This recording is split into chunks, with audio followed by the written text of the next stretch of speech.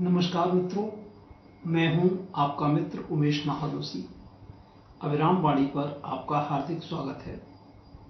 समकालीन लोक कथा की विकास यात्रा में योगदान के क्रम में हम प्रस्तुत करते हैं कार्यक्रम अनूठी लोक कथाएं का तीसरा भाग। इस कार्यक्रम में प्रत्येक रविवार को 2 लोक कथाएं प्रसारित की जा रही हैं।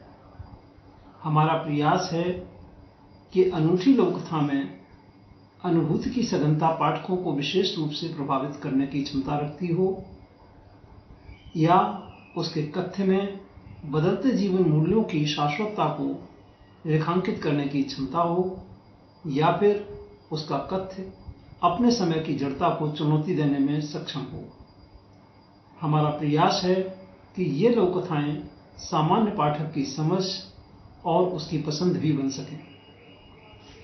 यहाँ मैं लघु कथा का मित्रों से एक अनुरोध करना चाहूँगा कि यदि आपको लगता है कि इस प्रकार के कार्यक्रम लघु कथा और आपकी सृजनात्मकता को विस्तार देने में सहायक हैं, तो कृपया इसे अपने इष्ट मित्रों के साथ साझा करके लोकप्रिय बनाने में हमारी मदद करें।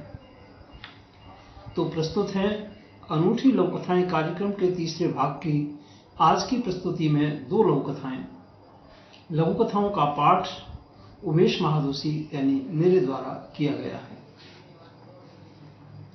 आज की पहली लघु कथा है चर्चित लोक कथाकार डॉक्टर संगीता गांधी जी की भिखारने, और दूसरी लोक कथा है श्री कपिल शास्त्री जी की वो 60 रुपए। संगीता जी एवं कपिल जी दोनों की लोक कथाएं अभिराम साहित्यिकी के जनवरी-मार्च 2022 अंक में शामिल है। तो पहले प्रस्तुत है डॉक्टर संगीता गांधी जी की लोक कथा भिखारने। जब से तूने यहां बैठना शुरू किया है, मेरा धंधा खराब कर दिया है।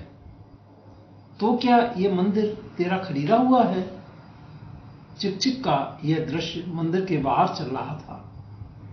मंदिर की सीढ़ियों पर पहले एक बूढ़ी अम्मा भीख मांगा करती थी, अब एक अन्य भिखारन भी वहां आकर बैठ गई। भीख दोनों में बंटने लगी तो अम्मा का क्रोध बढ़ने लगा। देख कैसे सारा माल बटोर रही है। अम्मा ने भड़ास निकाली। तुमसे तो कुछ न लिया। दूसरी भिखारन भी कम न थी। आज अम्मा कुछ ज्यादा ही गर्म तवे पर पड़ी बूंद की तरह उछल रही थी। दूसरी भिखारन को ज्यादा भीख मिल रही थी। अम्मा सुबह से भूखी थी, उसे चंद सिक्के ही नसीब हुए थे। दूसरी का कटोरा मिठाई, सिक्कों व फलों से भरा था।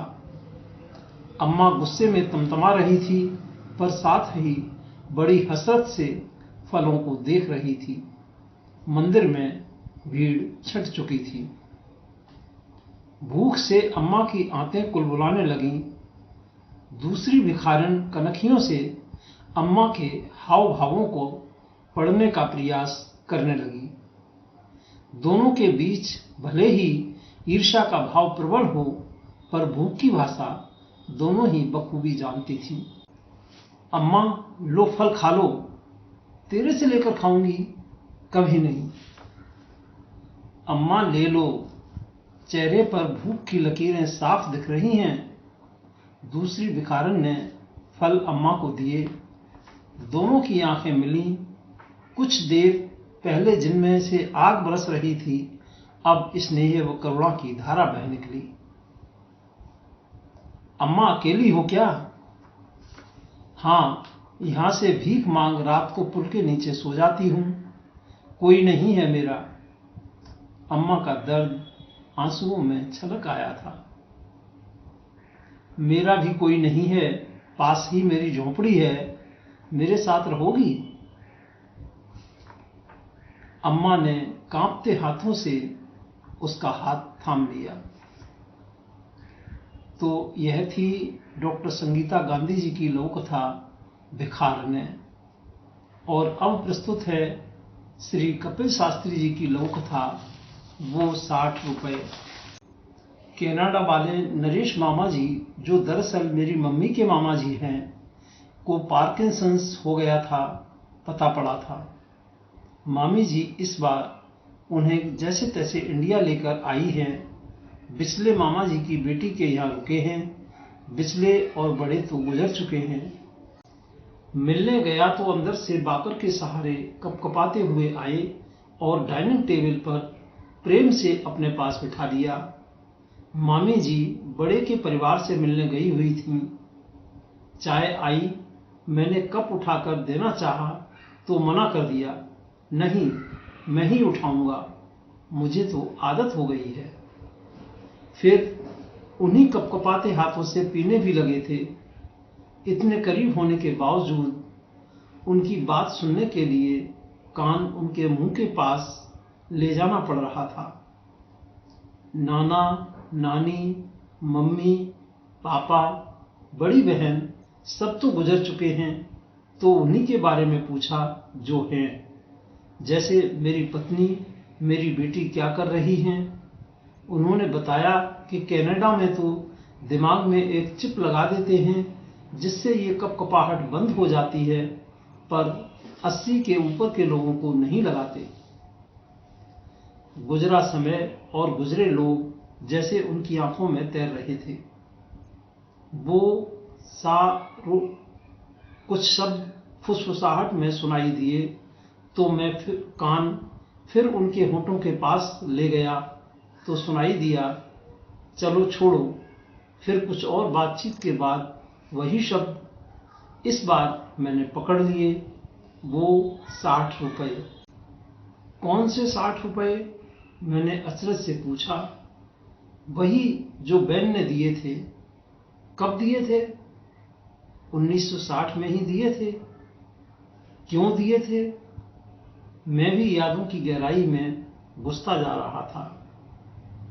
1960 में तो मामा जी में पैदा भी नहीं हुआ था, फिर भी बताइए क्यों दिए थे? टोरंटो में करोड़पति डेंटिस्ट मामा जी के मुंह से 60 रुपए सुनकर अंदर ही अंदर मुझे हंसी आ रही थी। उत्सुकतावश मेरे पूछने पर वो अतीत की गहराइयों में जाकर सुनाने लगे। बचपन में मैं बहुत शरारती था, फिर पढ़ने में लद्दड़, हर साल सप्लीमेंट्री, गद्दी खेड़ी का मास्टर बनेगा, बस यही सुनने को मिलता था। स्वर कमजोर थे पर मेरे कान समीप और चौकन्ने थे, इसलिए मैं समझ पा रहा था। बीच में नौकर द्वारा ड्राई फ्रूट्स की प्लेट लगाने से थोड़ी तारतम्यता भंग हुई थी। बड़े भैया जब इंदौर में मेडिकल की पोस्ट ग्रेजुएशन कर रहे थे तो उन्होंने मेरे लिए लखनऊ के किंग जॉर्ज मेडिकल कॉलेज के डेंटल डिपार्टमेंट में एडमिशन की बात कर ली थी, पर पिताजी से किस मुंह से मांगता। मैंने उनसे भोपाल तक के ही पैसे लिए थे।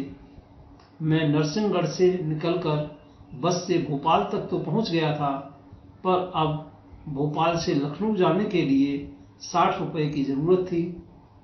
मैं बहन के पास गया, तब जीजाजी भी घर पर नहीं थे, इसलिए उन्होंने शाम को देने की बात कही तो मैंने कहा कि शाम को तो मेरी गाड़ी है।